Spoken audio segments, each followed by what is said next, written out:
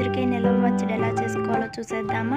ఇందులో కావాల్సిన పదార్థాలు: 6 కేజీలు ఉసిరికాయలకి కేజీన్నర చింతపండు, కేజీన్నర ఉప్పు, కేజీన్నర కారం, 200 గ్రాములు మెంతులు, కేజీలు వేరుశనగ నూనె, 50 గ్రాములు జీలకర్ర, కేజీ వెల్లుల్లి. వెలిగించి కళాయి పెట్టుకుని వేరుశనగ నూనె వేసుకున్నాం.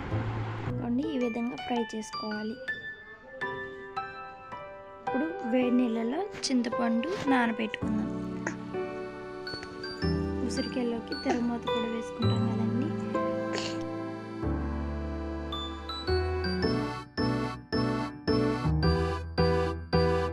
చింతపండుని బాగా నానబెట్టుకుందాం. బాగా ఫ్రై అయిపోయింది కదండి ఉసిరికాయలు, తీసేసుకుందాం. చింతపండుని బాగా నానిన తర్వాత ఈ విధంగా పులుసు తీసేసుకున్నాం కదండి. మెంతులు, జీలకర్ర బాగా ఫ్రై చేసుకుని వెల్లుల్లి కూడా వేసుకుని ఈ విధంగా మెత్తగా మిక్సీ పట్టుకుందాం. ఇప్పుడు చింతపండుని బాగా ఉడికించవచ్చు. 1 గ్లాస్ కళ్ళుప్పు కూడా వేసేసి ఉసిరికాయలకి కేజీన్నర కారం అంటే 6 గ్లాసులు కారం కూడా వేసేసుకుందాం.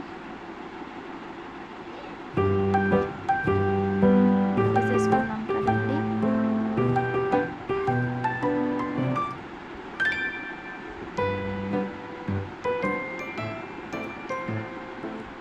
ఇప్పుడు మనం ఇందాక మెంతులు, జీరా, వెల్లుల్లి మిక్సీ వేసి పెట్టుకున్నాం కదండి.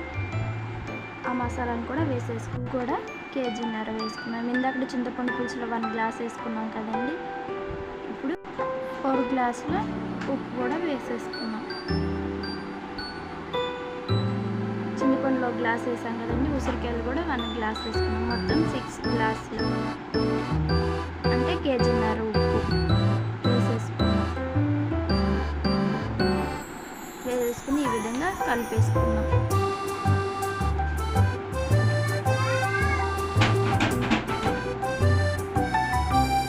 ఇప్పుడు చింతపండు ఉడికిపోయింది కదండి. చింతపండు ఉడికిపోయిన తర్వాత కారం వేసుకుని ఈ విధంగా బాగా కలుపుకోవాలి. చింతపండు కారం బాగా మిక్స్ అయ్యేలాగా కలుపుకున్నాం కదండి. ఇప్పుడు వేరే గిన్నెలోకి తీసేసుకున్నాం. ఇప్పుడు మనం కేజీన్నర వేరుశనగ నూనెలో తిరగమాత వేసుకున్నామండి. వేసుకుని ఈ విధంగా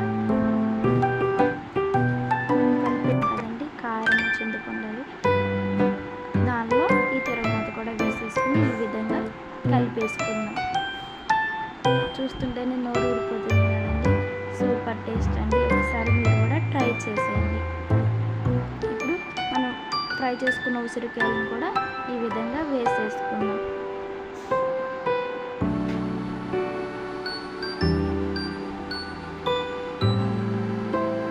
వేసేసుకున్నాం కదండి. ఇలా ఒకసారి కలిపేసుకుందాం.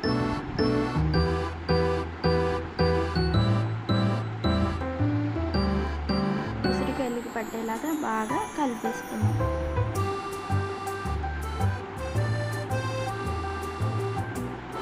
చూస్తున్నారు కదండి, ఈ విధంగా కలుపుకుందాం. ఉసిరికాయలకి బాగా పట్టించాలి. రెడీ అయిపోయిందండి ఉసిరికాయ పచ్చడి. ఎలా ఉందో కామెంట్ చేయండి. నా వీడియో కనుక మీకు నచ్చినట్లయితే సబ్స్క్రైబ్ చేయండి, లైక్ చేయండి, కామెంట్ చేయండి. ఇప్పుడు వేరే డబ్బాల్లోకి తీసేసుకుందాం. రెడీ అయిపోయింది కదండి పచ్చడి. ఇలా డబ్బాలో పెట్టుకుని నిల్వ పెట్టుకుందాం. మనకి ఎప్పుడు కావాలంటే అప్పుడు అన్నంలో వేసేసుకుని తినేద్దాము. సూపర్ టేస్ట్ అండి. మీరు కూడా ఒకసారి ట్రై చేసేయండి. ఎలా ఉందో కామెంట్ చేయండి. ప్లీజ్ సబ్స్క్రైబ్ చేసుకోండి. Thank you all.